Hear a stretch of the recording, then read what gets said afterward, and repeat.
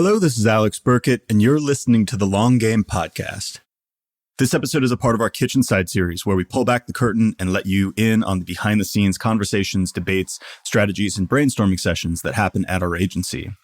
And this episode was recorded live in person in New York City, which was a first for David, Allie, and me. It's also a two-parter. Part one came out last week, so you can check that out. This is a continuation. We took a break and started part two right away in the same session. And in this session, we really get cooking on some more, let's say, contrarian or speculative and also heartfelt topics. And these range from our individual stories on how we fell in love with marketing and got into this career in the first place, to the precarious and probably fading reliance on MQLs for marketing departments, the emergence of value of, let's say, unique, clean, proprietary data, both structured and unstructured, and much more. We really continue down the theme of anchoring our conversation in our own customer research. So in this instance, what we did was basically interview a couple dozen marketing leaders in B2B, and we triangulated their top pain points and themes and things that they talked about and cared about for 2025 marketing. And we really tried to answer those questions, those uncertainties. And really, if I could put a through line in this conversation, it would be exploring what is valuable, which is a very complex area. So specifically, what is value additive in organic marketing? What is differentiated? What is uniquely valuable, and how can we begin to lean on those points of value and differentiation for short-term and long-term success? So let's go. Without further ado, here is the Long Game Podcast.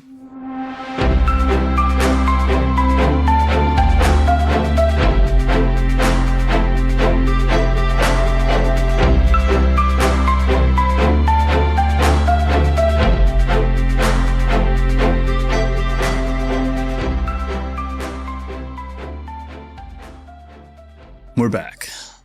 We're talking about what is valuable in the world. One thing that I wanted to talk about is we've discussed data at many points. This idea of like having multiple data points, specifically when you can containerize it. I think in like a given, like you have a control variable that is like for us like the ICP who we serve, which is going to be a marketing leader, depending on the stage of company, like a director, VP, CMO.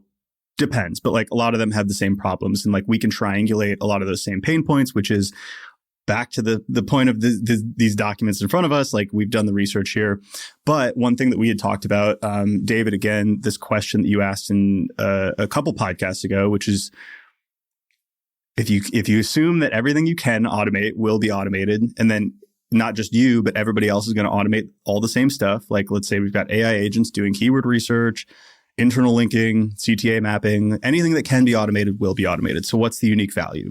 What's the unique value that you serve the market? And what's the unique value that you extract from that, right? And we talked largely about trust and credibility as a new form of scarcity, or as I put it in the newsletter, new gold. Poetically. It takes a lot of courage to live as a poet now. You know that? Field notes are poems. In an age that's so prosaic, It works. Proprietary data is the second bucket. What? I think I'm going to talk banalities in here. Let's get a little floral. Proprietary data is the second bucket that I came to. And in the essay, like basically what I had talked about in the new gold what may play out trend-wise with AI. And not just AI, but like a lot of the trends that we're seeing in the marketplace for, let's say, information discovery, brand discovery, how brands go to market, specifically through more of an inbound kind of like, we're not really talking about paid, but the three trends really that I think are uncontroversial are there's going to be a reduced barrier to entry. So a democratization of the ability to create content. Mm-hmm. And there's a ton of different like corollaries and caveats that I put into that. Some of that's going to be good. You may see a rise in quality, and you may see more people who should have been writing content but didn't have the time or ability. You may hear more of their voices, and you may also just see a lot more noise. And there's like supply and demand, and like when demand is constrained, such as with attention, naturally we only have so much attention we can pay. And supply raises, like, there's a dilution in the value of that, right? The second thing was that I believe that it's going to raise the median bar of quality and essentially wash away everything below the median. because if, LLMs are essentially trained on 80% of the internet, right? Like it's going to take the median value in terms of predictive next token. I think it's sort of uncontroversial that that's like better than like, just by definition, it's like 50 percentile, right? And then the last one would be that there's going to be a sort of reduction in friction or an increased accessibility of information. So it's way easier to get answers now, right? You don't really have to even sift through links, and like you just get a summary in Perplexity and you get a quick answer. And you can actually, this is so cool, you can ask it to explain like your 5 or put it into jujitsu metaphors. And I do that all the time with certain things that I'm trying to learn. I'm like, teach it to me like this. Use my language, But the question was, if all of those things play out, then what is the scarce value that we're investing in? And trust is one. The next one is like proprietary data. So let's explore. What does that mean? Proprietary data? Yeah. Why is data valuable from like a content perspective, from an SEO perspective? We're obviously doing quite a bit of original research with clients. We've agreed that this is valuable, doing our own original research. And then I'll add a point later, which is that I actually think that like if we're all using AirOps and whatnot, if we have better proprietary data that we can train that on, then that's actually a unique advantage. But that's a little more technical, I think. Yeah. I think before answering your question on why data is the most valuable, like an analogy I've been using a lot amongst our group is like, I've been reading this book called Unreasonable Hospitality, written by Will, I forgot, Guidar or something. I should know this, but he's like the general manager of 11 Madison Park, the person who got it to like get multiple Michelin stars. And he talks about things in terms of hospitality of like, there's the black and white stuff that you have to get right, the table stakes, and then there's the color that you add. And in restaurants, it's getting the right dish to the right table at the right time. And then the color is around the actual human touch and experience around how do you make this a memorable experience? A memorable restaurant experience is not getting the right dish on time. It's the stuff around all that. And when I think of automations and AI and all that, I think it can help with making sure that you get the black and white right, and make sure that you are optimizing your content for the right keywords, using the right phrases, or making sure your content briefs are good, and helps you with grammar and editing and a lot of composition. But it's not going to add the color of unique opinions or even original data that you wouldn't otherwise get. It's literally just trained on what already exists. And I think when you bring up why data, or like that's sort of the new gold for all this, it's because it's going to be a scarce thing. Like you've already been talking about that. Like it is so hard to go get original information and data and put in effort. And so there's this kind of like this cost signaling of, I put in the time and effort to go get this information that doesn't already exist or is not already easily accessible. So therefore, you should probably trust me more than someone who might just be summarizing what they're finding online through easily accessible. And it has to be mined. It has to be like manually withdrawn and pulled out of the experts who don't have time to write about it, right? Like you have to go find that and sit down, and maybe over time you train a model on some of those learnings, and then it becomes a little bit more aligned with the trust signals and the affinity that you're creating. But yeah, I don't know if you use that analogy in your newsletter, the mining of it all. Like it doesn't just appear for you. You have to go like dig it out and pull it out. Yeah.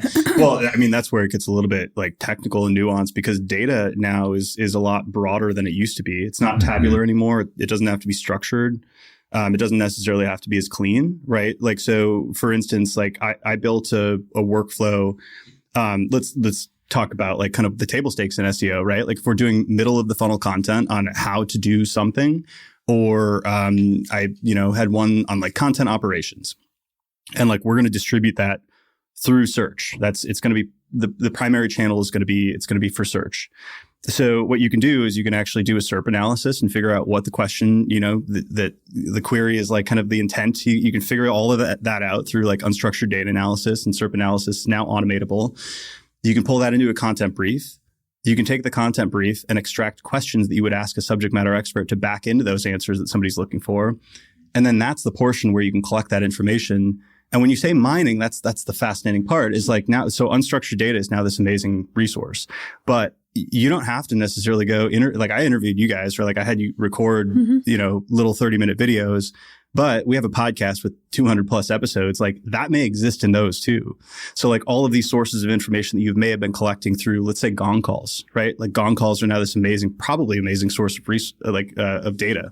But you can now structure that in this pool. And, you know, if you build a workflow, you can extract that into a workflow that would say format that into a LinkedIn post that's designed to be engaging, to have a hook and to have the right image, right? And you can even create the image with some sort of an AI prompt. For search, it's like it needs to have this section, and this section, and needs to be formatted in this specific way. And then the unique data, which is subject matter expert insights, it could be literal data too. It could be something like, here's benchmarks on like average bounce rates across like landing pages in different industries. Like it could be quant data as well, but that's like the value out of the portion. And it's like how you collect that is, you know, there's so many methodologies. I think at risk of taking this in a different direction too, one thing that I don't think we've talked about a lot is we've talked about it in the past, but what's not going to get automated away is taste. And that's not really something you can teach, but I think it's also going to be really important how you explain these concepts or how you decide to frame what you're talking about, where there's only so many ways that content operations has perhaps been talked about, but maybe there's a unique way that you can talk about that and frame it to make it more easily understandable or provide better examples of how to do it well. And I can't become an example of how you might do that, but that's an opportunity for someone to come into this industry and look for a unique way to describe things and like have some taste. Maybe it's visual or maybe it's just a different format, but LLMs again are just going to do what's already been done rather than trying to bring a new angle to things. That median quality. I have this may like totally digress us, but like I have a contention on taste. People are talking about this all the time, and I've been trying to write a newsletter, but I maybe I don't have the taste to do it on a meta level. But you hear all these marketing influencers now talk about how taste is like the last thing that's really like valuable. And they're like, you must, you know, develop a sense of taste. Oh, and, like, no, am I one of those? No, you haven't done it as much, but like, do you know how hard that is to even define? I saw some marketing influencer on LinkedIn say he had a whole post about like taste and how it's like the ultimate, you know, it's the definer of success nowadays. And one of our mutual friends in the comments was like, yeah, but like how have you actually seen somebody go from like no taste in a certain area to developing taste in any reasonable time frame? Because I haven't, right? It's sort of like, it's a little like a je ne sais quoi, like it's a little intangible of a quality. It's like, why do you have taste in like how you dress? You know, and I don't have like the best taste in terms of like my interior design, but I've got like really rich taste in terms of the music and the literature that I read, right? And it's not something that I like consciously set out. It was something that I loved so much and consumed so much and like wrote so much that eventually I like things that other people don't like. And it's not like taste is not like the ability to dictate or to predict what the market wants. It's really like a discernment as to like what you want, you know? And sometimes there's a calibration between the market and what you want, but it's really like an internal intrinsic thing. And that's why I think like some of these marketing influencers, they tactify everything. They make everything like this really tangible tactical layer. But I think taste is actually, I would prefer to leave it in the realm of the romantic. Yeah. You know? At risk of sounding silly. So one thing that I'll just even use an example you just brought up with, you have taste in different areas in your life. I think the impression I get of a lot of folks posting content on LinkedIn is that's kind of all they're thinking about and all they talk about. And it's a lot of the same jargon over and over again. But when you start making analogies to Brazilian jiu-jitsu, to me, that's a form of like taste and creativity where you're bringing in a new angle to things. Maybe it's not what people want to hear or have things explained to them, but it's different. And to me, that's one of the unique things. Like I'm sure LLMs probably could explain marketing concepts using Brazilian jiu-jitsu analogies. Probably better than I can. But how many marketers are going to go ask an LLM to do that? Well, the ability to like to decide that that's like the way you wanted to frame it, which is where prompt engineering comes in. And that's this idea that like if you're a great like question asker, if you're really good at honing in on the right question or the right framing, of a query. A prompt is such an interesting thing now. It's like this interface with like a, like engineering technology. It's like through verbal language. So it's like being more articulate in specifying what exactly you want to get out of it. That's like this new emergent skill, even like avoiding any like unique data or subject matter expert insights, like being able to, we talked about it on that pod that we did together, being the conductor that knows exactly how you want the violins to sound and not just say like, louder, faster, or like this really crude, vulgar, terminology and vocabulary. So I don't know if that's taste per se. I think that's like a level of like resolution in terms of like the vocabulary that you have around your vision, right? So maybe it's vision that I think maybe people can develop more of a sense of, but I think taste is obviously important, but it's one of those things I really think it's like reserved for like a very small portion of people or companies, and the rest are probably better set on deciding to be useful, to decide that I want to be the highest utility resource. And because like Apple has taste, or like used to have taste. That was like their defining nature. Is like Steve Jobs was like the ultimate like taste maker, right? And then there were all these other companies, like Uber is an example of like a data-driven culture. And Keith Rabois, is that how you say his name? Keith Rabois talked about that in the All In podcast. And I think he talked about how Apple is kind of like in this conundrum because they don't have the same taste, but they also don't have the data culture, right? So I think it's really hard to be a brand that is like top 0.1 percentile in taste. Mm-hmm. You said something earlier about like interior design versus music and literature. Of like, I've loved that so much for so long. I think taste is one way that experience and like passion manifests, especially in like your Field Notes newsletter. The way you call back to like miscellaneous quotes from books that you've been reading, or, the analogies to things that you're an expert in, that comes not only with experience in the topic you're writing about, but experience in other things, right? Like outside of marketing, outside of business. And I think that makes not only your newsletters very interesting and engaging, but makes them tasteful. Like it doesn't, they're not dry, and they're not just like, oh yeah, okay, so here's 3 trends that will emerge, and here are like how to have value. Like you don't just like listing this how you would like an SEO post or something. Like you're connecting it to like mining gold, and like that to me is taste, is like how experience and passion manifests, and then ultimately wanting to be useful, but doing so in like a more creative way. But I just think ultimately like you can't have like a linear path, and like like if I wanted to be more analytical or data driven, like I could take course A, course B, and course C, and I could have like a learning path that gets me to that point. And I think like in this context of developing taste, like I at no point was structured, and at no point was teleological in my pursuit of developing that taste. I in fact meandered throughout like decades, and all of that kind of converges together in this weirdness. And I don't like when people are dictating this like as marketing influencers to say you should develop taste. I don't think that computes for me. That's not what I'm saying. Yeah. I don't think it should be a goal. If you have it, do it. Yes, I think the fact that you're not trying is why it's manifesting. Yeah, frankly. Or maybe it's like find that thing for you. Maybe that's the tactical takeaway. Like if that, like I don't know. I feel like Sam has like much more taste than I do in terms of like aesthetic design. Like when we were doing our magazine, you do too. I mean, like you've got more of an aesthetic sense, like when we're putting like slide decks together, but both of you do than I, So, but I avoid that part because I'm like, the only thing that I can do in that arena is A, be data driven, and B, converge to best practices. And like that actually is very valuable for me to do. I should not probably try to be like a tastemaker in that arena because I am going to miss the mark. Yeah. And taste can't compensate for not knowing what you're talking about. Taste can also be this like very artistic form of expression that actually doesn't have business value too. Right. Yeah. And this is something I've been thinking a lot about because, I mean, thank you for your compliment about I'll call it design taste. I used to spend so much time Googling and looking up different like I enjoy looking at designs. I look at magazines simply for understanding layouts because that's just how my brain works, and I get a lot of joy out of that stuff.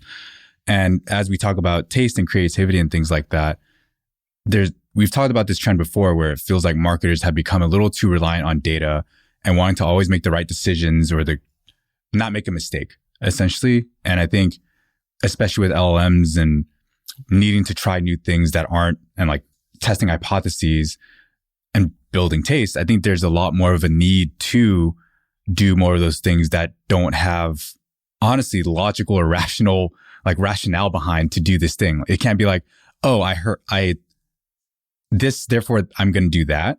Sometimes it's just, this is interesting to me for some reason, or this is calling like my name and I want to try this thing out and I have this belief that it will work for whatever reason. Let's try it out. It might not work.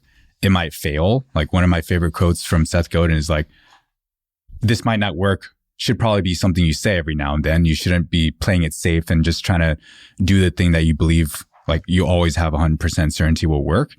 And I think if we bring it back to taste, it's like a winding road. Like you try things, you're like, oh, this outfit didn't work, or this painting technique or whatever I just tried didn't work, but I want to try this other thing now. And like you sort of develop that over time. Feels like in marketing, there's less of a playground to do that, to develop a taste and get that pattern recognition, at least, especially if you just have that one job where you're doing marketing. Like that's not really a great playground to try new things. It sounds a little risky. Yeah. A little scary. Yeah. Very Venture scary. out on the ledge and do something different that might not work. Let me just do what everyone else is doing. But it is like ironic in a way, because you hear a lot of like complaints on LinkedIn and like in the general marketing zeitgeist about how we're not allowed to be creative, or there's too many constraints, there's too much pressure. And maybe that is true, but I actually have not heard that from leaders. I actually hear over and over again that they want to do more interesting, like more bold initiatives. So I don't know if that's like a chicken and egg problem, if like there are constraints and like incentive structures at companies that disallow maybe the, boots on the ground, like ICs from doing that stuff, or if there's sort of a, what's the phrase, like a glass ceiling, or it's I remember like there's like a artificial like restriction, what you actually, restriction. like a self-imposed, like maybe you actually do have the like free reign to do that, and it's just like the learned helplessness, like there's been so many years where it was so best practice oriented that you just don't know how to fly, I remember we had a conversation like this a while ago on the podcast, maybe 2 years ago. And the consensus that we all came to was, if you're doing the job that you were hired for and prioritizing and generating the results that you were hired for, that's how you buy yourself the space to take these risks. And I think a lot of people either don't know how to do the first thing, or they get so caught up in perfecting the first thing, or leadership, maybe funded leadership, just really hones in on the first thing and doesn't create a lot of space. But I don't think it's as much the latter as it is the former too, which is that learned helplessness. Or they get so used to the dopamine hits from the results that they get that they're not willing to take that risk of like, I'm going to do this creative program, don't know how to measure success here, but it's, it's calling to me. It's something I want to try. Maybe I'll fail at it, but they carve out that 20%, the risky side of things. But it does take, you have to prove yourself in your role. You have to do that first 80%, generate those results. And I think that's important too.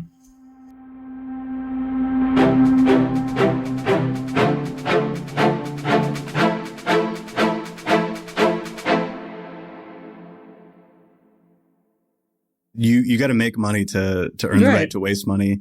And then paradoxically, you got to waste money to make money, in some sense, like it's the costly signaling. It's the billboard that's hard to, it's actually very easy to measure the efficacy of a billboard, by the way. Yeah. It's like a geolocated like experiment, but that aside, like you have to have like years of like client acquisition through pretty boring sales and bottom of the funnel SEO to earn the right, even as founders who technically can do what we want, to make a magazine that like is a little bit more of a risk. It's not like we're going to do that day one and just go bankrupt. It'd be a foolish decision. And like every company I've ever been at, except for the ones when I was earlier in my career, because then I was a little bit more bold and audacious and would come out of the gates with like the craziest ideas. But as soon as I learned, like you do the things that like earn you the right to build the trust. And then later on, when the time is ripe, then you pitch the bigger initiatives. When I was at Workato, the first things I did were like fix broken analytics and landing pages and, raise a CTA above the fold, and things that I knew just pattern recognition wise would like increase conversion rates, and like that, those little wins would buy me a little momentum. And then, 9 months in, I'm like, let's do predictive targeting, like let's do dynamic like personalization. And that's like not something I would have pitched right out of the gate, because it's expensive, it's complex, and it's uncertain. But we've kind of moved into the brand territory, right? Which is the third arm of the new gold. Affinity, yeah. Yeah, it's one of those things, like, I find the term brand to be too connotatively loaded. It's one of those things that everybody has a certain definition for and nobody agrees upon. I always looked at it as just this gestalt, like a sort of like convergence of every touch point, customer service through sales, through marketing, some of which you control, most of which you don't. And it's like this, I look at it as kind of like a offhand, like rule of thumb, a heuristic, that you associate a brand with this idea in your mind. And then there's some component of like quantitative value, which is like brand awareness. How many people are aware of your brand in surveys, if it's like aided recall, if you say like, which of these 5 CRMs do you know, or unaided, where it's like name 5 CRMs and, Salesforce and HubSpot come up. So there's some quant component where it's like, what is your saturation in a market? But then there's this really murky, way more fun category, which is like, how do you feel about the brand? Why is HubSpot's color orange? And like, they're a little bit more quirky and fun. Salesforce has got like blue, and they're like they're the risk averse version. They're a little more technical. Like, what is that? That's a function of their product decisions, but it's also a function of many messaging and marketing decisions. So, but the broader point is that, like, as information overload occurs, as saturation occurs, this is the point we started with, which is like everybody's kind of saying the same thing. There's a lot of noise out there. What's the heuristic that helps you make faster decisions? The affinity, the brand. Mm-hmm. I mean, that associates with the person, but also the company, right? So that's got to be clearly like important nowadays.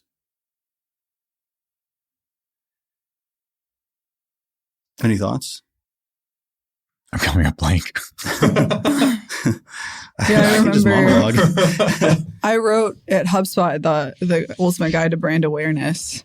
Oh, it's probably still on page 1. I remember how fleeting that concept felt to me, but it's still like it resonated. I was like, yes, I know what this is, but to unpack it across 8,000 words was really difficult. And I remember kind of creating a scoring system based on a couple different things, like brand affinity, brand awareness, brand trust, which I think you could probably pull all those into one concept.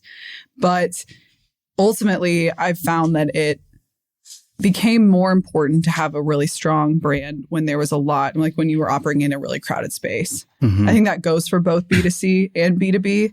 And I wonder now how important it is as B2B brands kind of verge on the more casual type of marketing, like a little bit more relatable, like moving into like meme territory, or seeing some folks in the SaaS space do ski trips instead of conferences. Like, I wonder how those echo back to the brand and how people kind of place it in their mind, and if it's contributing much to the bottom line in the long run. It's like, maybe I'm not in the market to buy this product, but the team seems cool, the content's good.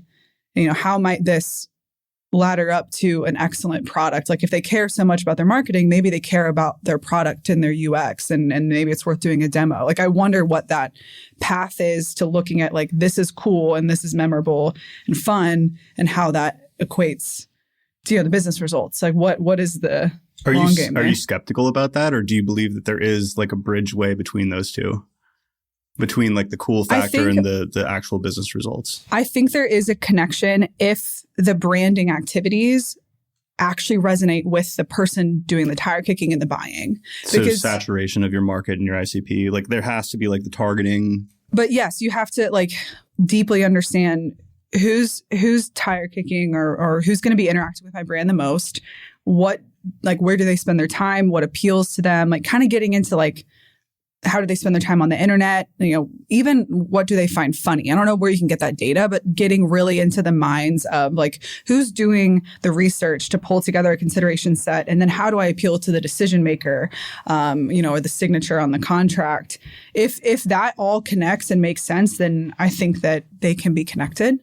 But also, I've seen some brands just do funny shit. Like, I'm just so curious how HubSpot sponsoring the National Football Championship. Do you remember that a couple years ago? Mm-mm. Was it the Super Bowl? No, wasn't the they Super do Bowl. advertise in NFL games, though. I've seen their I ads at a think that Jets they game. had like a bunch of people in like orange jumpsuits with like HUB. Like I think it was a national football, like the college football championship. That to me didn't make sense because I don't know. I don't even know the demographics of who watches that. I'm sure it's people of all ages, of all job titles. That to me, that was not a line. Mm-hmm. But maybe they had, you know, good impact from that. So that to me seems like a branding activity that doesn't make sense. But I've seen, you know, brands, we've seen that ski trip of that one company we were talking about. I'm like, that seems to be appealing. Like that could resonate. I feel like I'm such a like growth marketer that like I even if I want to be more creative, I'm always just like, but how does it relate to the business? You know, like there's always this part of my soul that's just like, all right, I think there's something here sometimes, but not all the time. No, not all the time. And with your remarks on the funny, like the meme stuff, I actually think that's like, it's more of a trend, and like you actually see more brands moving that direction. And I think part of like the differentiation factor, it's in the word. It's like you've got to differentiate. So like if all, like you've seen those like cringy things where like every social media, like every brand on social piles on and they're like, hey brother, you know, like they're using the language of like kids, and like it's very much like that meme that's like, how do you do, fellow kids? Yeah. They're trying to be like Duolingo and Wendy's. Yeah, exactly. Yeah. And like those brands stood out because they were novel at the time, and I think they were kind of following their taste or their heart. But then when you pile on and it becomes like, it becomes a best practice. It's a convergence to like what everybody else is doing. So I think that's where, to me, like the idea is really like summed up in costly signaling. It's like there has to be some like inherent irrational behavior behind it, or like there has to be something risky about it. And if memes are popular, it's by definition not risky. Right. Do you know what I mean? Like there has to be something that like zigs when others are zagging. Yeah. To even have the level of like this stands out, right, let alone the connection between that standing out and that maybe like attention that you're getting, and then transitioning that into actual demand for your product, right? And that's a complex equation. That's like, you know, who are you targeting, and like is your audience at the Super Bowl, or like is it like on? It's surely on LinkedIn or like whatever like social network. Like you can do targeting there, but it's like, is the attention that you're garnering like, does that translate, and is it like actually standing out? Those are the questions that I have. I mean, a perfect example is, I know for the last couple of years, I don't know if it's the case anymore, but when you ask people about B2B brands that stand out to them, Gong was always top of the list. And I think since then, a lot of brands have started trying to follow Gong's formula or whatever they're doing. And then they all just kind of sound the same now. Like Gong was very personable. They were funny or whatever. And when you fast forward to now where, let's say all their competitors are trying to sound the same as them, how does Gong now stand out? Like, does their voice need to change? If they're on a short list of 3 different companies, and if they didn't have like the same strong brand recognition, but everyone has this certain funny best friend type of tone, how do you then differentiate? It's by probably not having that same tone. And so it's kind of this weird thing where even for us, we started off with this belief that SEO and content should drive pipeline revenue, which I don't think people agreed with before. It was stood out before. It was much more contrarian at the time. Much more contrarian. And now a lot of people are saying that now. So it's not very differentiating. So even for us, that's a question of what are we saying that's different, or how are we saying it that's different? I think I tend to look at the affinity stuff in more of a contained way, maybe more in like channel saturation. There's this concept of excess share of voice. So essentially, it's usually like remarked on for bigger brands who they're advised to like spend more on brand marketing than their competitors and earn excess share of voice. So more, I'm going to totally botch this definition, but you're spending so you have more awareness than your closest competitors. And I think if you look at like maybe the brand awareness plays that you've talked about, like Gong, and I think Clay is doing it really well right now. in a different way than Gong. And that's important too. Gong, I believe, was much more centered on like their employee advocacy. Mm-hmm. You know, it was a lot of their employees talking, like it was like they made all of them LinkedIn influencers. Whereas Clay, you don't hear as much from the Clay team. You hear much more from Clay agencies, Claygencies as they call them. And they're doing these really complex recipes and they're showcasing like technical like operation setups. And I can't remember, like, you know, Bruno was behind a lot of that. I got to talk to him, like how they actually incentivized that. I don't remember. I don't think it was paid. There was some sort of a win-win relationship that they had built there. Being like, I mean, naturally, like if you're an agency posting about that, you may get clients from it. And then Clay is obviously winning because they gain the brand recognition. But for a set period of time, all you saw if you were in go-to-market was a bunch of people talking about Clay. And you start to think, I got to check Clay out. And the domain that I know this best in is in SEO and the surround sound strategy, right? And just as a precursor, the surround sound strategy is you look at that surface area or that channel as like a single SERP or like really the top 2 or 3 pages. And, you know, in traditional SEO, you're looking to rank your page for a keyword as high up as possible. But then you have these certain search queries that relate to or imply that somebody's in the discovery process for a product. They're in, you know, consideration stage and they're looking for a series of CRMs that they can put in a comparison table. And they're likely clicking on more than one of those links. And they're also likely going to Slack communities and their friends and like just compiling as much kind of social proof and like ubiquity of products as possible. But if you rank on page 1, position 1 for your website, that's great. You're in the conversation. If you're not there at all, you're not in the conversation. But you stack accumulating value the more times you're mentioned on more pages. So if you look at the top 20 search results, and you're mentioned in a review site, you're ranking for a product page, you're on like an affiliate list, all of a sudden the person in the similar sense that, you know, they see Clay everywhere on LinkedIn, they think, oh, wow, Omniscient is here and there and on every page. And they start to think, I got to check them out, right? Like they're at least in serious consideration and I'll go look at their case studies or like whatever other information they have. And I look at that as like a very tangible way to think about brand awareness. That's one domain. That's SEO. You could do it with podcasts. You could get on like every podcast that your ICP listens to within a span of like 3 months. And then all of a sudden they think, oh, wow, Tim Ferriss is launching a new book. Tim Ferriss is launching, you know, they hear it over and over again. And it just raises above this certain threshold, which this noise ecosystem, like there's so much out there, but you hear it like multiple times and it stacks up and you think, I got to check that out. So I think about it that way. I don't know. Well, there's a stat, like you hear a brand 8 times and you remember it or something like that. More of like a B2C thing. That might be true, yeah. I'm so skeptical about this claim. It's like you got to reach out 7 times, like sales touch points or something like that. Just reps. Yeah. It is probably true in some sense. And then I think there's probably like higher resonance touch points and lower resonance touch points. Yeah. So like if you're at a Super Bowl, like the HubSpot thing, like that's probably a low resonance touch point because like you're distracted by, you know, Kendrick Lamar and John Batiste's like amazing national anthem. And then like the game itself and maybe you had several beers and like, you know, there's so much going on versus this is why I love surround sound is because you're really like tackling in market, you know, people for the specific thing you sell. So I think like you're naturally going to have like a higher resonance when you appear in those surface areas or those like customer journey pools. So like there's kind of a spectrum, I think as well. Yeah. So the right message to the right person at the right time, you say. Marketing? Question mark? Yeah, absolutely. Do you want to do some fun questions? Let's do it. Okay. So let's see here. Oh, I actually had some really interesting notes that I did bring up. Yeah. I had some more poetic stuff though. When we talk about marketers needing to measure something around MQLs. What's a marketing trend that you secretly hope disappears forever?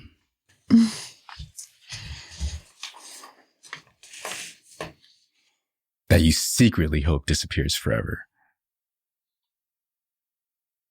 I don't think I have anything I secretly wish disappears. What do you hope disappears forever? I really cringe at these software companies trying to have these like, I'm your best friend, I'm your cool best friend tone and voice. Mm-hmm. Like we kind of touched on it, but they need to sound super quirky, and they need to use a lot of sarcasm in their marketing and extra self-awareness in that marketing too. That I think is way overplayed now. And it doesn't resonate with me at all. And maybe that's just personal preference, but it's getting very annoying, to be completely honest. And I actually don't think it stands out because everyone's trying to do that. And like there was a LinkedIn post about it recently. I'm like, oh yeah, this is what I've been feeling, but someone took the time to analyze it and put it into words.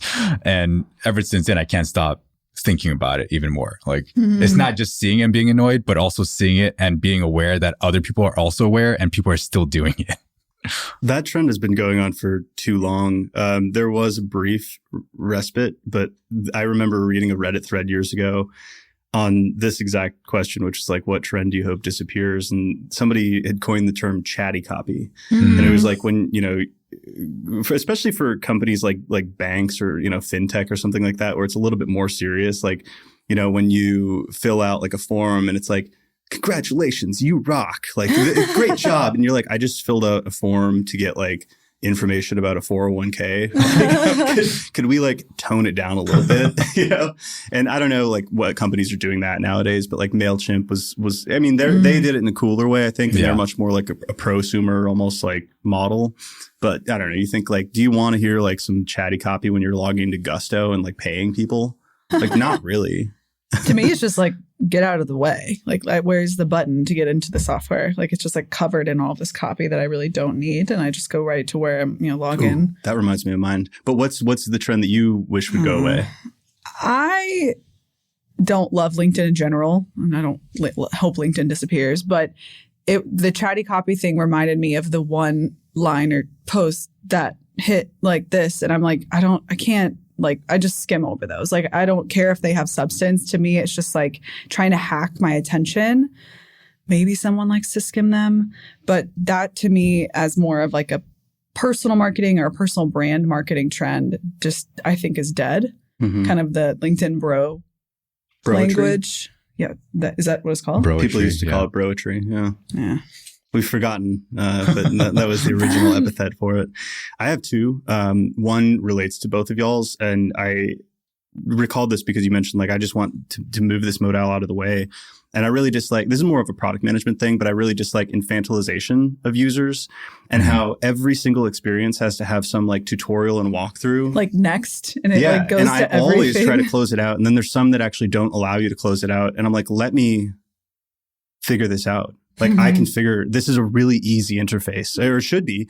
And if it's not, like, you didn't do your job, like yes. I somehow back in the day figured out how to do a VLOOKUP without Excel walking me through a tutorial teaching me how to do a VLOOKUP. I somehow figured it out by myself. Yeah. I'm an adult. Let me do that. Just this like constant, like childish, like just spoon feeding you every portion of it. It's like, yeah. Coming from product, I always hated those walkthrough tools. I'm like, if you need a walkthrough on what to click, you're building your product wrong. And I'm guilty. Like, I've worked for companies where the product interface was not great. And I'm like, this probably does need a walkthrough because even I don't know how to use it at first glance. But I think it comes back to like, there's just more expectation that, hey, I should be able to use this thing without 13 different click throughs to understand what button to click. It seems like there's two problems that comes from, which one is like your surface layer, like bandaging a problem when you should be solving the deeper one,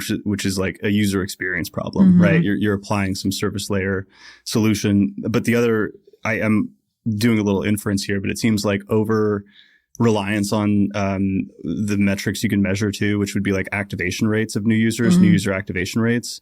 And it's like I don't know. I mean, I'm sure that's a good I have thing. Stories on that. But go on. But is it like the end all be all, and I don't know. I think Andrew Chen had some essay on this, but like, are you solving for the lowest intent users by doing that? Like if you just let people figure it out, would you actually be like building for the people who want the product the most or can use it the best? Yeah.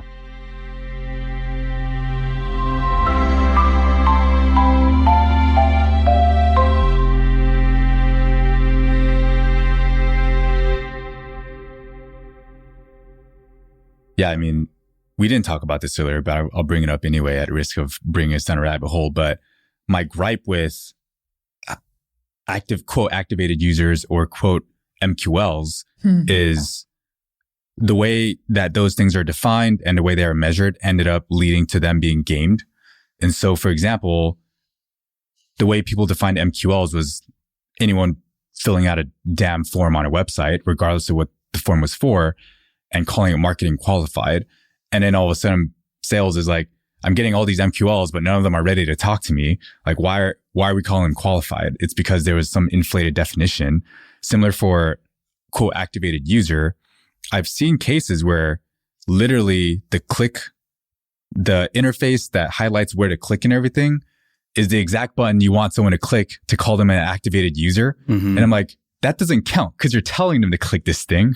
It's not because they had any intent to do it. And so therefore, yeah, your quote activated user rate is up, but your retention is shit. Like they just clicked it because you told them to, but they never actually used the product a week later. It's this inverse.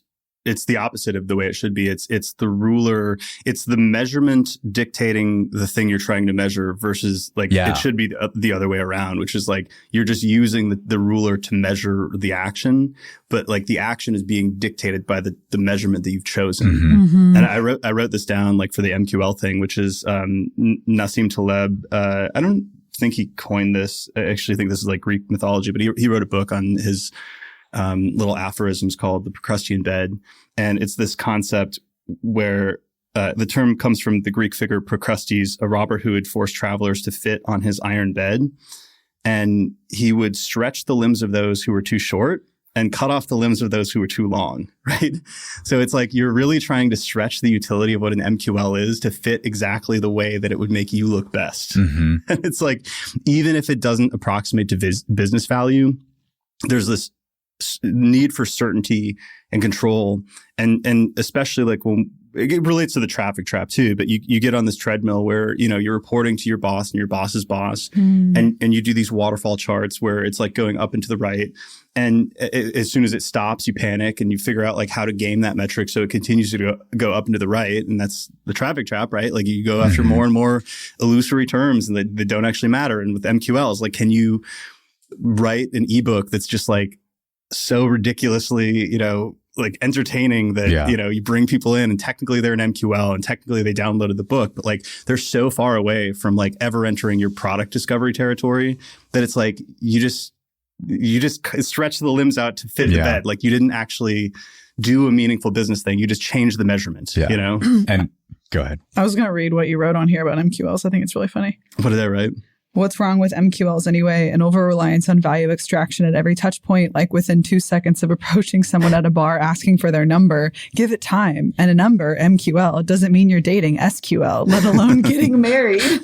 Close one. Like, and I guess you could pull in brand marketing, which is like all the work that you've done to, you know, be a charismatic, well-dressed person, you know, that like isn't defined as a creep the moment that you talk to somebody at a bar. But yeah, imagine like if you approach somebody like in a coffee shop or something like that, and like immediately you needed some like validation that like you were going in the right direction. So you're like, can I get a number? And they're like, what? You didn't even say your name. Yeah. Like, you know, it's like you got to let it cook a little bit. And then like there's going to be a more meaningful touch point, which is like when you both naturally agree, like, hey, let's like hang out sometime. Then maybe you're getting into SQL or maybe MQL territory. I don't know exactly like where this analogy breaks down, but it does seem like we have to like critically measure like all these like early touch points. And that's why like, I mean, there's this cool thing that like Chris Walker had talked about, which is like the divergence of like the brand and the demand models. Because I think sometimes even this relates to what we were talking about with tofu, mofu, and bofu. It's like maybe like that model just breaks down and some of that tofu stuff isn't even tracked in the same attribution model as a whole. You know what I mean? Because it can't really be like you can't really extrapolate the same metrics. Like it's like a different. You're trying to do something differently. Different purpose. Yeah. Yeah. I have another. It's not really a trend, but like it's one pet peeve that I've noticed recently, which is I wrote about this in a recent newsletter. It's going to come out Thursday, and it was about AI, but really about like this concept of like, you know, being like more articulate with like how you're, you know, what vision you have for like what you want to create, and like decomposing it into the subcomponent parts and really thinking through like what makes a great thing, whether it's a blog post, a LinkedIn post, et cetera. And there was this moment in the essay where I said, like, you know, you may be pondering at this point, like, have I used AI to write this or any of my newsletters? And I said, I'll never tell, right? Like, because the core fact is that it should be invisible. And if it's not invisible, I'm doing it wrong. And actually, it's like every technique that you use should be invisible. Like I actually, so this is my pet peeve. I don't like it when I see the technique. I don't like it when you show me what you're doing either explicitly or implicitly. Because I see on LinkedIn sometimes, I see the template you're using. I see the framework. I see the best practice. I know who gave that advice. Like I get it in sales calls. Like I'm like, I see what you're doing, you know? And I hate when I see the strings that are being pulled. I want a little bit more magic in marketing, whether that's in SEO, whether that's in LinkedIn, like wherever that like touch point is. I want there to be a little bit more voodoo, a little bit more like behind the scenes, a little bit more curtain, you know, like I don't want to see all the techniques. I don't want to know if you used AI to create this. I don't want to know if you didn't. I actually don't care. Like I just want the Picasso. I just want the painting. I just want to enjoy it. Yeah. Yes. I don't care. That reminds me of a thought I had like a few months ago about thinking like if I read an article on a company blog, the only way I want to be able to figure out what keyword you're targeting is in the URL. Like I don't want it to be like explicit. I mean, I'm sure now that we know how the sausage is made, we can probably pull it out, but it shouldn't be an obvious keyword play. I will say the better you get at it, like if you were to use the artist analogy, like if you were a fellow artist, you would be able to tell like, right. I'm so out of my depths in this analogy, but like what techniques Picasso was using and like, you know, if he like was going through a surrealist phase or like, you know, he was inspired by this person. So you're going to see more of that. But I still think like there's levels to this game. And sometimes artists can like fool other artists, you know. I'm just deeply inspired by that movie, The Prestige, basically. Because Christian Bale and Hugh Jackman like were in this like battle together and like they were the best magicians, you know, in their generation. And there was this one trick that like he just could not figure out how he did it. And like he was like spying on him and like all this stuff. And I loved that idea that he was so obsessed and like they were the best in their craft, but there was still this level where it was like, you don't even know how I'm doing this, you know? Yeah. I find it difficult sometimes for that. And maybe this is by nature of how my brain works or being a marketer. And I want to tie this to one of the other questions we had, which is like, when did you fall in love with marketing? Which is when I read the book, Trust Me, I'm Lying by Ryan Holiday. For one reason is that I felt like I saw the Matrix and I see the games being played around me and see all the systems and incentives and things going on and how businesses work. But on the other hand, that also made me see the techniques and have more trouble enjoying the magic sometimes. And there are times where I'm like, I have to allow myself, like, I know what technique's being used, but also this is just so damn good. Yeah, continue. Like, I get it. I'm enjoying this. And it happens mostly in like consumer because I'm just like, I actually am really enjoying I feel the need to dissect what they're doing and all of that. But also sometimes it's just so magical that I'm just like, I don't care. I'm going to buy this thing, even though I know what they're doing. That's a really good paradigm. I think like but to suspend disbelief, to understand like disbelief. What their purpose is at least, and like some of the techniques, but like just for a second, like let yourself experience it. I think like I see some blog content like that. Like I think Josh Spilker at AirOps is doing some really interesting stuff on their blog, and I kind of know what he's doing, but then like you know he's weaving in like interesting quotes and like new frameworks and whatnot, and I read it trying to enjoy it without trying to dissect it as another marketer, you know? Sometimes I think like, you know, like comedians probably like they know exactly what they're all doing. Yeah. But like I would imagine that it's kind of nice to just sit in the back of the room and enjoy like a show. Yeah. I mean, when we were first doing an agency, I was running sales. I was selling to a CRO. And at the end of the call, he was like, "You ran a great discovery call, man." I'm like, great, way to be super meta about this, man. But then when I'm on sales calls now, like we just spoke to Nicole at AirOps, great salesperson. I knew what she was doing, gathering all the information in discovery call and everything. And I was just like, you know what? I'm actually enjoying this conversation because the questions are just so damn good. She clearly did her research. She understands our pain points and everything. I'm like, yep, I'm just going to pour out all the challenges and pain points and like tell her exactly what's happening because she knows her shit. And that's just like, I think a core part of this type of experience I would imagine you as a marketer want to provide others. Like, even if they are aware, it should be something where they feel seen and heard.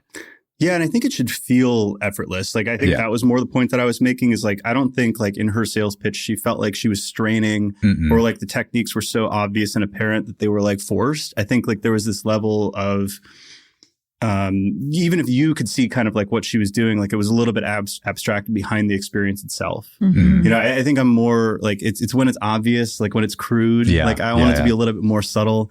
There's this idea of sprezzatura, which is like this, I believe, Italian concept. It's like even if like it's a lot of hard work, like I don't like sharing a lot of techniques that I use. Like I don't like sharing a lot of like how I do podcasts. I like to, even if, oh man, I'm maybe giving secrets, but I spend more time than I let on, and I care way more than I let on in prepping for podcasts. But I don't ever want it to seem like that. And I do this in all areas of my life. You know, it's like in friendships and romance and like business, there's something really fun about something feeling effortless, you know? And it's like when the other person feels like they're forcing like a technique or a framework that they just read about in a sales book, you're just like, come on, just try. Like you're tense, you know, you're like, just let it go. Like, don't tell me about the 40 hours you spent on this. Like, just give me the show, you know? When did you fall in love with marketing?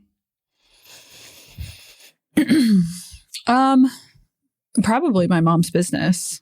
I was helping her with it from the age of like 10 or 11. I didn't really realize what like marketing was marketing. It's a pretty analog business. I went to school for marketing and I didn't learn a lick of it. I think the value that came out of that was the connections I have and then the small business I started when I graduated. So I really got to put a lot of what I learned into practice and kind of DIY my way through that. And that was really fun for me. I really got to try a lot of different channels. And to me, marketing was really creative at the time. I did a lot of my own design, a lot of my own ads, a lot of like the, what's it called? Collateral that went with my business. And then writing. You know, when I started writing and working with some clients, I was like, oh, all I wanted to do was write. And then I realized like all I know about is business. So I wanted to write what I knew about. And then it just kind of takes shape over time. And I think when I got to HubSpot is when I really started to connect all the dots I learned and understand how to make money through what I was doing. So I think a couple different touch points for me. But there's a little bit of a story that you skipped over, which is how you fell in love with the writing, because that seems like a through line that connected you to the business purpose. I always liked to write. When I was younger, I wrote like little short stories, and in college now, which I'm a little bit sad that like college students don't have to do the same kind of writing that we did. I think there's... What do you mean? With AI. I mean, there's really no telling. Some people might... Yo, I would be just ChatGPTing so much. I mean, why wouldn't you? Like, it's right there. Yeah. And, you know, that's just a good way to get your work done. But I think college writing, essay writing is a whole different beast. But I really liked it. I loved like connecting dots, doing analysis through writing. And then when I started freelancing, you get into that flow state. You're like, oh my God, look at the story. Look at this. I'm connecting all these points. And when I started working with my coach way back then, I was like, I want to get better. I want to figure out how to do this for money. She was like, well, what do you know the most about? And it was like business. Like I've run multiple businesses, not at the degree of who we work with now, but enough to know a lot of the behind the scenes stuff. So it kind of became this meta, like writing about business and then about writing. And then it just led to HubSpot, but I'd always loved it. Me too. It's a strange thing to love because it is a painful activity. And when you stop doing it as much, it's harder to pick it back up, which is where I'm at. Yeah, I learned as I got older, you know that feeling of when you're writing something and you're trying to find a right word or phrase, and maybe it takes a couple minutes or a couple hours, or you have to go Google some synonyms or something. You're like, but once you get it, you're like, oh, yes, like this is exactly what I'm trying to communicate. I realize that not everyone has that, and not everyone likes to write. I'm like, what do you mean you don't know that feeling? Like, how do you communicate? Yeah. And I think writing there's this value of being able to structure your thoughts and what exactly you want to say that, I don't know, I didn't think about how college students are like writing with AI and how they might be skipping over building that muscle. Well, writing is thinking, makes me sad. Yeah. Right? And like, if you're not thinking through it, I remember as a really young kid, like maybe middle school, I had a really tough class. I think it was like history. I just never really like connected with history. And you had to write those like book reports or these reports. And I was like copying and like pasting Wikipedia and just changing every word. And like, that's where my love of writing stopped. And my dad was like, you don't know what you're talking about. Like you might have this piece that's technically accurate, but you can't tell it like in a different way. And I think that's what's happening. And even I find myself doing that with AI is like, what is that? I don't know if I conceptually can connect to this if I'm using something to assist me. But do you all remember that post that was going around? I think it was like Tumblr or something about like the rhythm of writing and like how every like sentence and stanza has like a different like beat to it. Like that's what I love is when I'm reading and I'm like, oh my God, that was so good. Like I read it out loud and more so to fiction. I think it applies, but. Do you like F. Scott Fitzgerald? I always felt like I was reading jazz when I was reading his writing. Yeah. That was that and what you said and that were my favorite parts of writing. But yeah, I think that's where my love of marketing came from. What about yours? I had two, because when this question was asked at a meetup, and like my initial curmudgeonly answer was like, I never fell in love with marketing, you know? But that's not true. It's like marketing is this very broad thing. And what I fell in love with was the scrappiness and the creativity of it. So there were two different experiences. One was less about marketing and more about business. And I had always been scheming as a kid and doing like lemonade stands and stuff like that. But there was a particular experience, I think around 4th or 5th grade, when I discovered this website called cafepress.com. And you could like make designs on t-shirts and on mugs and on all kinds of different apparel. And I found like jokes and like puns and stuff like that on the internet. And I would put them on t-shirts just for fun. And I remember like a couple months in, I got a check in the mail. My dad saw it first and was like, what? This looks like a check and it's written for Alex. You know? And he was like a $30 check or something like that. And I got a couple more after that. And I was like, whoa, you can make money online with just like creative, like convergence, you know? Yeah. That was a cool experience for me. That unlocked a lot. But the marketing one, it was when I was in high school, which was in a small town in Wisconsin. And I was in like a punk rock band. And we were like 15, so like there was nowhere to play. You know, anywhere that we could play was like a bar, and we couldn't like play because we were 15 years old. And we also didn't have any like awareness, and nobody like respected us as a band because we were just starting out. So what we found is we could rent the city hall in our small town for like a pretty nominal cost. Like it wasn't too expensive. So we did that. And then we found a couple other bands that we were friends with in the nearby town of Dubuque, Iowa. And we were really excited about this show. We had like 3 or 4 bands. Like we borrowed the PA system, or we were going to borrow the PA system from our band teacher. He had let us use it, which was amazing. You know, we had a set list all designed up. And then we printed a bunch of posters marketing the show to our fellow classmates in high school. And we put them up around the school. And like within 2 hours, the principal had taken them down, which was really disheartening for us. Like we were like, this is our, you know, we're excited, but how do we get the word out here? And just the verbal or the marketing jujitsu that went on in my brain right there this was the moment where I became like a scrappy marketer. What's the one thing about high school students? It's like they're rebellious, right? Like they want to stick it to the man, fuck the principal. Like he just gave us this golden ticket and we weren't going to waste that. Took that personally. So what we did was we went out and bought a bunch of like white Hanes t-shirts, like super cheap ones, and a bunch of markers. And we told like all like the football team, like everybody who was popular, we're like, yeah, he like took down the posters. Like, can't believe this, blah, blah, blah. You know, like we really fired people up, and we're like, we're going to make shirts just to like, stick it to them. And we had like, I don't know, a couple dozen people just walking around in these like band t-shirts, like, show at 7 p.m. Friday. And there was nothing he can't tell you to take off a t-shirt. So we just had these walking advertisements with the most popular kids at our school. That's amazing. Who were doing it. I mean, because they liked us, as friends, but like also just because they wanted to be a a little asshole and make the principal mad, because that was like the message that we were like, it's going to make him mad if you do this. So punk rock. How was the show? Who showed up? It was great. Everybody showed up. Nice. Yeah, it was fantastic. That's so funny. So that was the first moment. And I still love that style of marketing. I still love like the scrappy, resource constrained, tap into something like grassroots kind of community. Like pretty sure that's how that's North the stuff Face that I like the most. What do you mean? They just gave all their jackets to college kids way back when. I don't think it was Patagonia. I think it was North Face. Because I remember reading about this case study maybe in college or after college, and they didn't run any ads. They just gave it to a bunch of like cool people, and it went from there. Even if you do have budget, I think a lot of the most interesting and effective ideas come from that type of thinking. Yeah. Mm-hmm.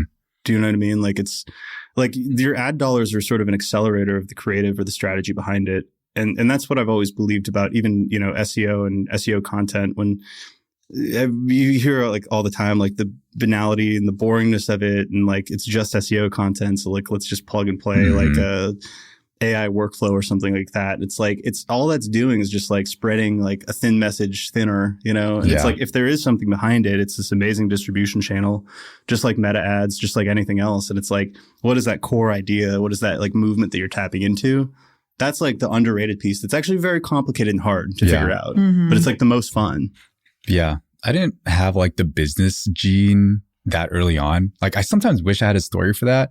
I didn't have it until like college, where it was like finals. Like it wasn't when I fell in love with marketing, but when I realized I was doing it unintentionally.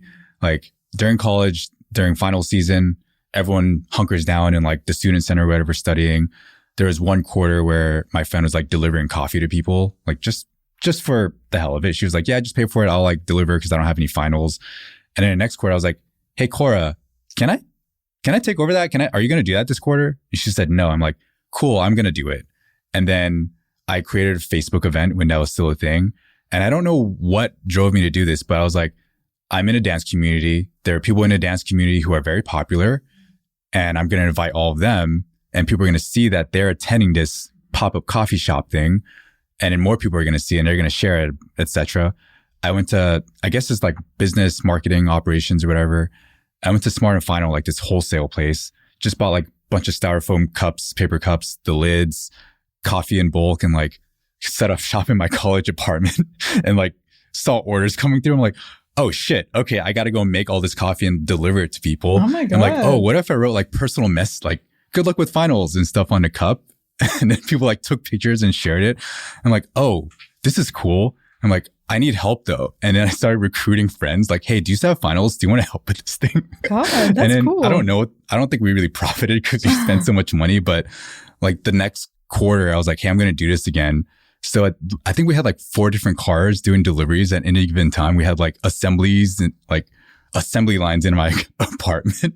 And we were trying to figure out unique ways to like get more people ordering stuff. Like, oh, we'll do a discount if you order like 4 drinks for your group of people doing like studying and stuff. But that was one of those moments where I'm like, oh, is this business? Like, this is marketing.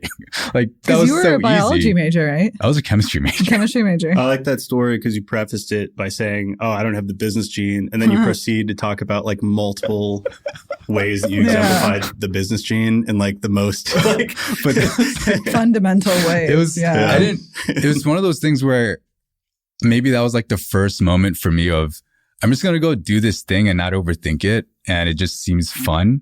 And it turned into this thing that became more systematic, but I don't know, maybe that was my like waking up moment of, oh wait, I can just go do shit. Like I don't need to look up how to do this. I'm just going to figure it out. That was the moment that you developed high agency, as is popular to say nowadays. Yeah.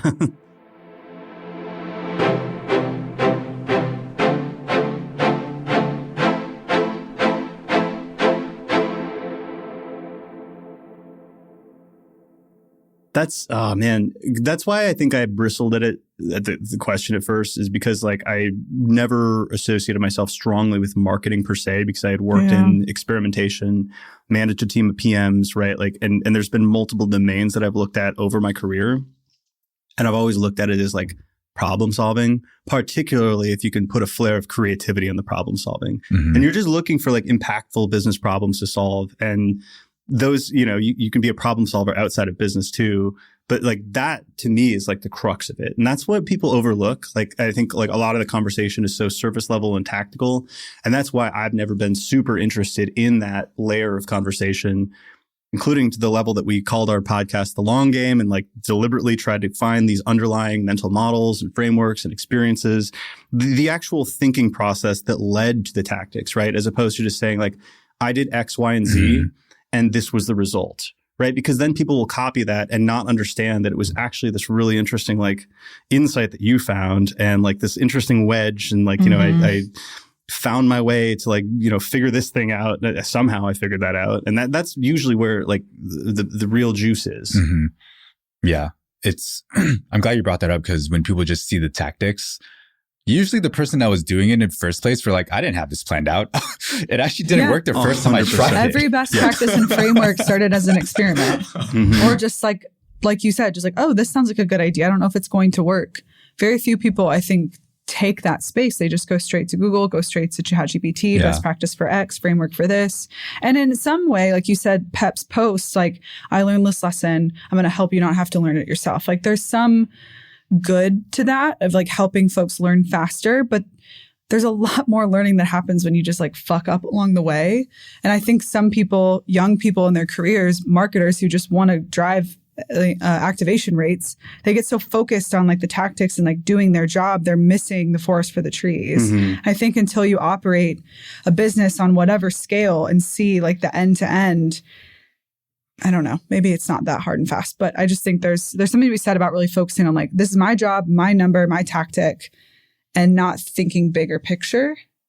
Well, you can, I think like a lot of the thought processes that go on in your brain are really invisible. So like there's probably some level of like information synthesis and like convergent thinking that occurs when you've like read Trust Me, I'm Lying, and maybe like a bunch of Pep's LinkedIn posts and whatever. Like maybe you're not even conscious of what's happening in that like stew in your brain where like that insight comes about. So I still think it's valuable, but then ultimately at the end of the day, you have to like A, think for yourself, critical thinking, and then B, like even if like you have a brilliant idea, it doesn't mean it's going to work. Like I've had a lot of brilliant ideas that didn't work at all. And maybe that means they weren't brilliant, but I thought they were brilliant. Like logically they made sense. And then I tried it and it was like, well, that was a dud. And then other times I'm just like flying by the seat of my pants and I'm like, I'm not going to tell anybody that was not planned. Worked out really well for me. But yeah, I think like that's why I'm more excited about like the AI stuff than I think a lot of people.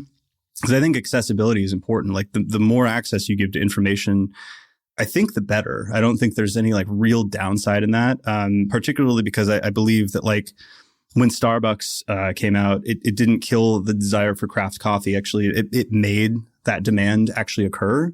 Because this is my understanding. I haven't read like a business case study on this, but like previously it was like Folgers and like in-house, like you just cook, like make a pot of coffee yourself. And then Starbucks, like when it came at the time, it was like this premium version. You go out, it was this third place, right? And that awoke this desire for more craft, local type experiences. And I think that could happen with like the value of information in the sense that like if we can easily access information through deep research or something like that, that's like this convergence of many sources that are out there. It gives you like a boilerplate understanding of something and then allows you to go fish out like maybe very unique sources and different data pools.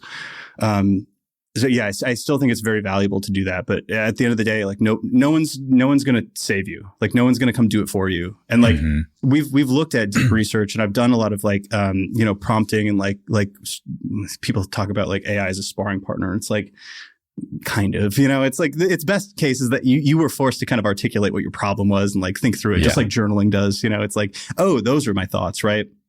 And like it gets you to this point where you're like, okay, well, now I got to think for myself and like actually get into the weeds and like do the thing myself, right? Yeah.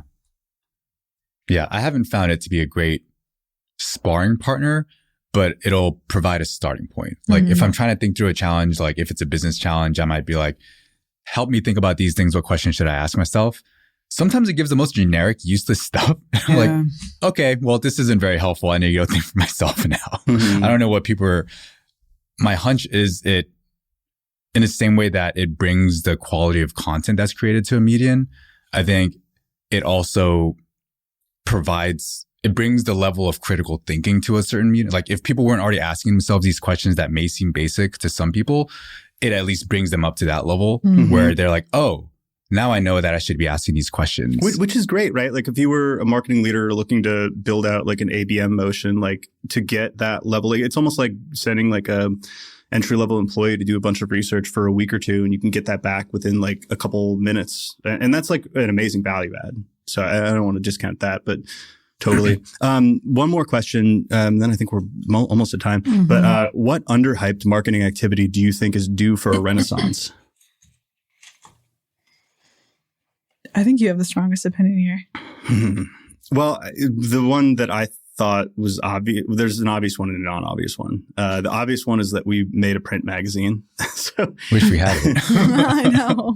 Actually, I do have a copy, but I'm not gonna take it out of my backpack.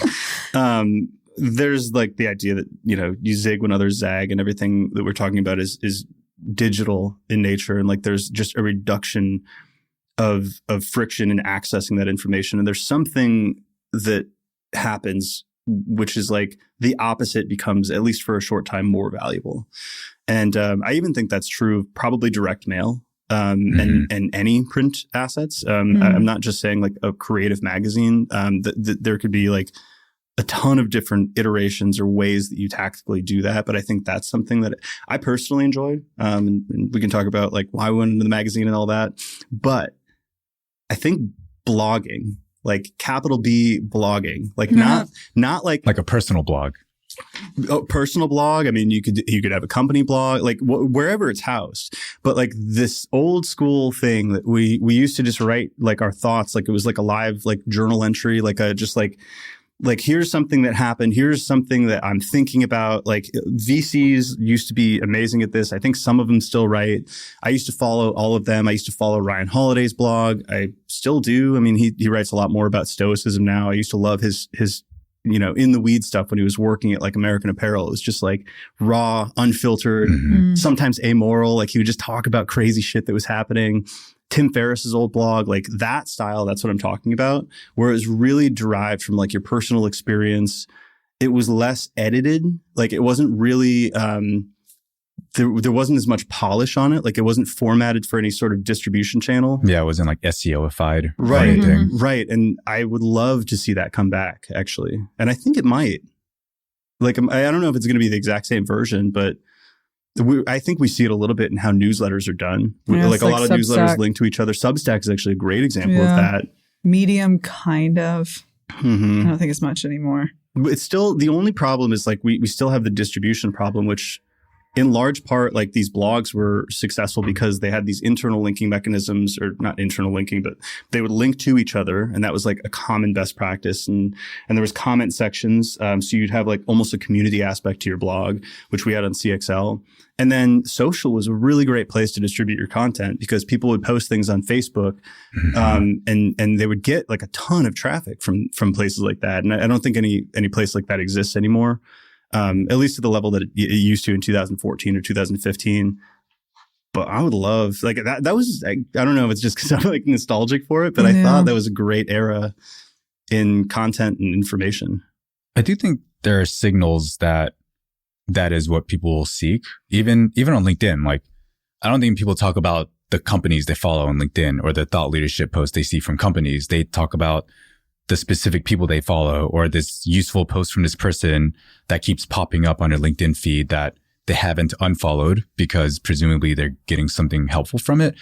And perhaps folks are going to start getting tired of the short form / algorithmically formulated content on LinkedIn and want to go for more of the long form type of stuff, which I would personally just also want to. Like, I want to know how people are thinking about these things. And the email newsletters I subscribe to are coming from individuals. Like, I care about what you have to say on these topics. And so that's why every Tuesday I open your email and I spend 30 minutes reading it and click every single link that you think is worthy of sharing, because clearly you have a filter for noise and like you can find the signal. Yeah. I guess we are seeing it with Substack, because I read like Ronnie Higgins. He writes, I believe, on Substack, and Benjamin, right? He writes a Substack. Diamond Pencils. And those are blogs. Like those are like, because Substack, you also get like the link that you can view without, subscribing. Yeah. So I think in some sense that is maybe the current replacement for it. Yeah. And then even on LinkedIn, some of my favorite people to follow who are the most successful, Chad from Gable, if you look at his LinkedIn posts, they're kind of blog posts. He's got an image, they're long, they're technical. There's a big comment section and he's engaging with the comments. It's like maybe half or a third of the length of like maybe an old school blog post, but that's fine. It's still kind of a blog post, isn't it? I don't know if this is underhyped. For me, I think I was super into it and then I got really annoyed, and I'm kind of moving back toward email newsletters. I think it's a lot easier to curate what you're seeing and you're consuming more so than social media. Because on LinkedIn, you want to be connected with the people you feel like that matter. You want to have that kind of like give and take. But when I go on my feed, I'm like, I don't care about a lot of this. It's probably just the phenomenon of what's happening recently, signal versus noise, like we've been talking about this entire time. But I take a lot of care with my inbox, and everybody that I subscribe to, I read, and I'm in there every day because of work. And so I feel like if they're really, really well done, preferably written by an individual who I can trust over time, I think that is something that SaaS companies should revisit. It's gold. You have to mine it. You have to take the time to build it in a thoughtful way. It can't just be regurgitated content from elsewhere, maybe written by your CEO or your CMO or somebody that has that innate knowledge of the product and the industry. I also think it might be an interesting play with this whole MQL conversation, because to me, those MQLs are just like you nurture those folks, right? They shouldn't go right to the pipeline. I've never believed that. I've never believed they should go straight to a salesperson. And it really doesn't surprise me that sales is annoyed by marketing if that's what they're getting from marketers. But that's another way of nurturing for playing the long game with those folks. So I think email, which is weird for me to say because last year I would have not said this, but it's a different take on the blogging, right? Just a distribution. What do you think? I do. I think that direct mail and print has actually always been alive. It's just not utilized very much. And I agree that I think there's going to be a resurgence. I don't think anyone I've spoken to about the magazine has said, I hate print. And everyone has said, oh, I love having a magazine and reading it with my coffee. And I want to do a magazine as well. And so there's this commonly said thing that perhaps due to us being in digital marketing, people don't talk about it as much. But if you're talking to them about it and bring it up, they'll actually say they really enjoy print. It's just a matter of maybe it harkens back to how a lot of B2B marketers feel like that's a risky thing to do. And maybe it is, but perhaps when everyone's digital and zigging, doing a magazine and zagging is exactly the thing you should be doing to stand out. I mean, you saw this firsthand where you hosted a meetup and you were giving away the magazines and people were looking up Omniscient. We don't even talk about Omniscient in the magazine, really. I think it's on like the last page or something. It's more of a showcase of the guests that we've had. Yeah. There was the data point from the meetup, which I brought 2 magazines for people who had been podcast guests. And I got a text from one of them the next day that was like, by the way, like everybody was super interested in those. And I saw multiple people pull their phones out and, search Omniscient. And then there was the other case, which was, I think it was on a sales call that I was feeling a little wily that day. I didn't follow my traditional script, right? And I just went off the rails and started talking about the magazine. And I was like, look, I'm going to throw a crazy idea out here. I don't think you should do this right now, but we just did a print magazine and like, I showed the magazine and I remember her eyes lit up and she's like, I love print. Like she was so excited. And like, I'm not like, nothing against SEO, but I've never heard that reaction. And I was like, that's certainly like a higher like emotional reaction than we've heard before. Yeah. No one says, oh, I love going on his company's website and reading the content. I love Google. I love everything existing online. Oh, that's great.